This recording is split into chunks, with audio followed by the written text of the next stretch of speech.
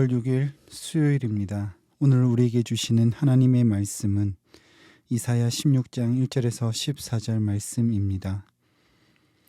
너희는 이 땅 통치자에게 어린 양을 들이되 셀라에서부터 광야를 지나 딸 시온 산으로 보낼지니라. 모압의 딸들은 아르논 나루에서 떠다니는 새 같고 보금자리에서 흩어진 새 새끼 같을 것이라. 너는 방도를 베풀며 공의로 판결하며 대낮에 밤같이 그늘을 지으며 쫓겨난 자들을 숨기며 도망한 자들을 발각되게 하지 말며 나의 쫓겨난 자들이 너와 함께 있게 하되 너 모압은 멸절하는 자 앞에서 그들에게 피할 곳이 되라. 대저 토색하는 자가 망하였고 멸절하는 자가 그쳤고 압제하는 자가 이 땅에서 멸절하였으며 다윗의 장막에 인자함으로 왕위가 굳게 설 것이요 그 위에 앉을 자는 충실함으로 판결하며 정의를 구하며 공의를 신속히 행하리라. 우리가 모압의 교만을 들었나니 심히 교만하도다. 그가 거만하여 교만하며 분노함도 들었거니와 그의 자랑이 헛되도다. 그러므로 모압이 모압을 위하여 통곡하되 다 통곡하며 길하렛의 검포도 떡을 위하여 그들이 슬퍼하며 심히 근심하리니 이는 헤스본의 밭과 신마의 포도나무가 말랐습니다. 전에는 그 가지가 야셀에 미쳐 광야에 이르고 그 싹이 자라서 바다를 건너더니 이제 열국의 주권자들이 그 좋은 가지를 꺾었도다. 그러므로 내가 야셀의 울음처럼 신마의 포도나무를 위하여 울리라. 헤스본이여 엘르알레여 내 눈물로 너를 적시리니 너의 여름실과 내 농작물의 즐거운 소리가 그쳤음이라. 즐거움과 기쁨이 기름진 밭에서 떠났고 포도원에는 노래와 즐거운 소리가 없어지겠고 틀에는 포도를 밟을 사람이 없으리니 이는 내가 즐거운 소리를 그치게 하였음이라. 이러므로 내 마음이 모압을 위하여 수금같이 소리를 바라며 내 창자가 길하레셋을 위하여 그러하도다. 모압이 그 산당에서 피곤하도록 봉사하며 자기 성소에 나아가서 기도할지라도 소용없으리로다. 이는 여호와께서 오래전부터 모압을 들어 하신 말씀이거니와 이제 여호와께서 말씀하여 이르시되 품꾼의 정한 해와 같이 3년 내 모압의 영화와 그 큰 무리가 능욕을 당할지라. 그 남은 수가 심히 적어 보잘것없이 되리라 하시도다. 아멘. 이사야 13장에서 23장까지는 선택받은 백성 유다와 10개국에 대한 연속된 심판의 예언을 기록하고 있습니다. 그 중에 오늘 본문은 네 번째에 해당하는 모압에 대해서 두 번째로 말씀하시는 부분입니다. 앞선 본문인 15장에서는 모압의 패망을 예언했고 오늘 본문인 16장 1절에서 5절까지는 모압이 패망을 면할 방도를 제시하고 있습니다. 특이할 점은 다른 나라들은 다 심판의 말씀만 있지만 모압에게는 구원을 받을 방법을 제시하고 있습니다. 이후 6절부터 14절을 통해 결국 모압의 교만으로 인해 패할 것임을 말씀합니다. 이는 구원의 방도가 주어졌으나 하나님의 긍휼하심, 하나님의 손길을 무시한 자는 무엇 때문에 망하게 되는지를 더욱 선명하게 보여줍니다. 그렇다면 하나님께서 무엇을 원하시는지 본문을 통해 두 가지로 살펴보고 그렇게 살아가리라 결단하는 시간이 되기를 소망합니다. 먼저는 하나님께서 하나님과의 관계 안에 머무르며 형제를 향한 긍휼을 베풀 것을 원하고 계십니다.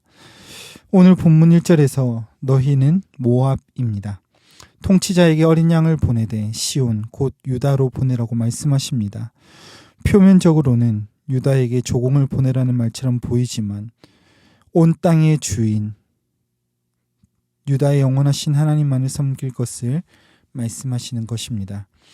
그렇게 하나님만을 섬겨야 하는 이유는 모압에게 재난이 닥칠 것이기 때문인데 그 모습이 2절에서 나오는 것처럼 여인들이 그들의 보호자를 상실하고 피난하는 모습인 딸로 묘사되어 있습니다.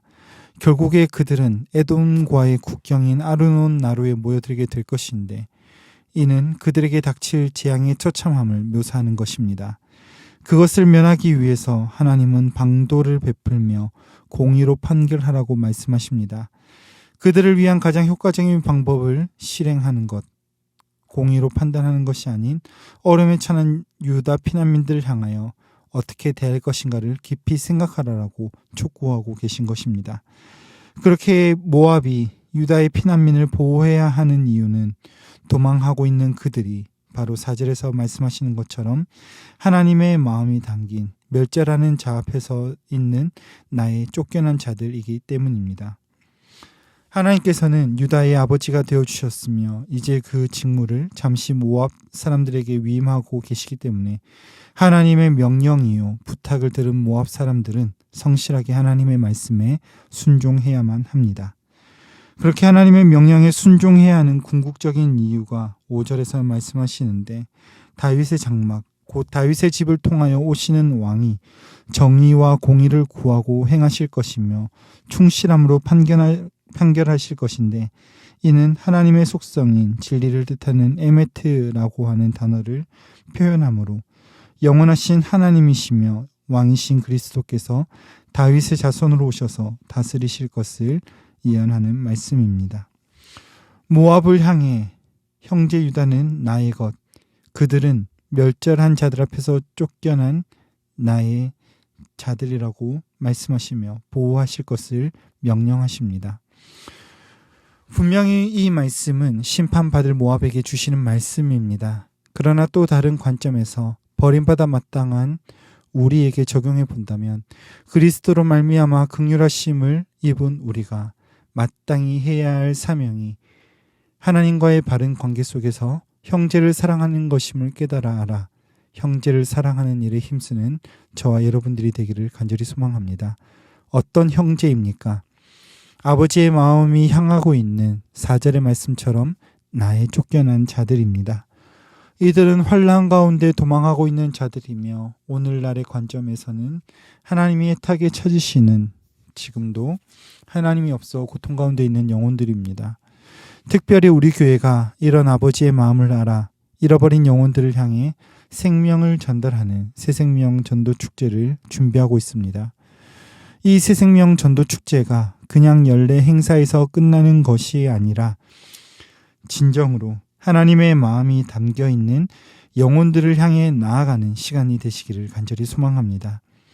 이것을 우리가 기쁨으로 감당해야 되는 궁극적인 이유는 세상에서 방황하는 저들은 영원한 왕으로 오신 그리스도께서 위하여 죽으신 저와 여러분의 형제이기 때문입니다. 하나님께서는 이 일을 저와 여러분에게 위임하셨습니다. 바라기는 오늘 우리의 마음이 하나님의 명령을 따라 부탁하시고 위임하시는 자들을 향해 나아가는 주의 복된 성도들이 되시기를 간절히 소망합니다. 한 가지 더 살펴볼 것은 하나님께서 우리에게 원하시는 것은 우상을 버릴 것을 말씀하십니다.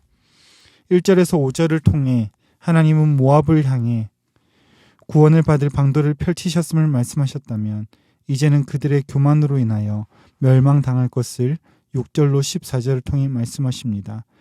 그들의 교만의 근원이 되는 것은 계속해서 반복되어 나오는 그들의 자랑스러운 수확물 때문입니다. 7절의 길하레셋의 건포도, 떡, 그리고 신마의 포도나무는 그들이 자랑하는 소산들이었습니다. 9절의 여름 실과와 농작물의 즐거운 소리는 모압의 마음에 풍요를 가져다 주었을 것입니다. 10절의 포도주 틀에서 포도를 발로 밟으며 수확하면서 어쩌면 즐거운 소리로 노동요를 불렀을지도 모르겠습니다. 그러나 이제는 그 모든 것이 황폐화되었습니다. 그 황폐함이 12절에서 말씀하시는 것처럼 그 산당에 나가서 봉사하며 자기 성소에서 기도할지라도 라고 말씀하시는데 이는 자기의 배를 우상으로 삼은 모압의 현실을 말씀하시는 것입니다. 하나님은 분명히 전반부에서 모압이 구원받을 길에 대하여 제시하셨지만 모압은 이를 거절하고 자신의 우상을 삼은 것을 따라서 하나님의 진노를 경험하게 될 것입니다. 주일에 들은 말씀처럼 정말로 우리가 궁극적으로 싸워야 하는 골리앗이 어떤 특별한 어려움이나 환난과 시험이 아니라 정말 우리 자신을 지키는 것임을 기억하고 나라는 우상을 숭배하고자 하는 죄악의 욕망에서 벗어나 온전하게 하나님의 영광을 위하여 살아가는 이 하루 한날 되시기를 간절히 소망합니다.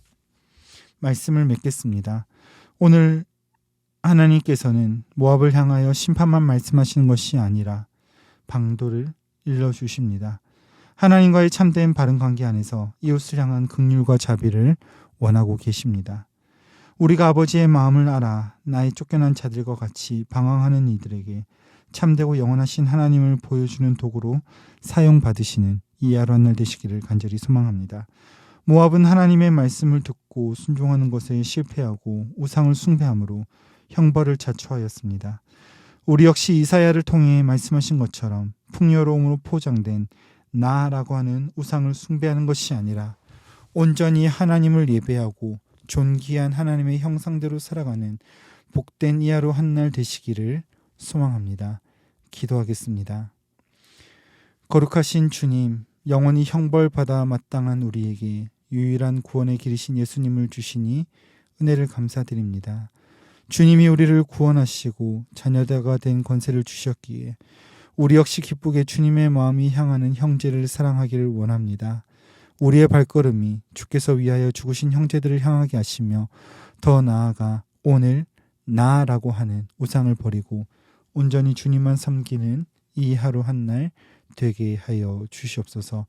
그렇게 인도하실 주님 찬양하며 기대하고 우리 구주 예수 그리스도의 이름으로 기도 드리옵나이다. 아멘. 함께 기도하실 때 주신 말씀 붙들고 기도하시고 주간 기도 제목에 따라 전도와 선교를 위하여 기도하시겠습니다. 우리 신부산 교회가 전도하는 교회, 선교하는 교회가 되도록 신부산 교회가 부산 지역에 죽어가는 영혼을 살리는 교회가 되도록 함께 기도하시겠습니다. 또한 우리 교회가 파송하고 후원하는 선교사님들과 세계 선교를 위하여 기도하신 이후 개인적인 제목으로 기도하시다가 각자의 처소로 돌아가시겠습니다. 함께 기도하겠습니다.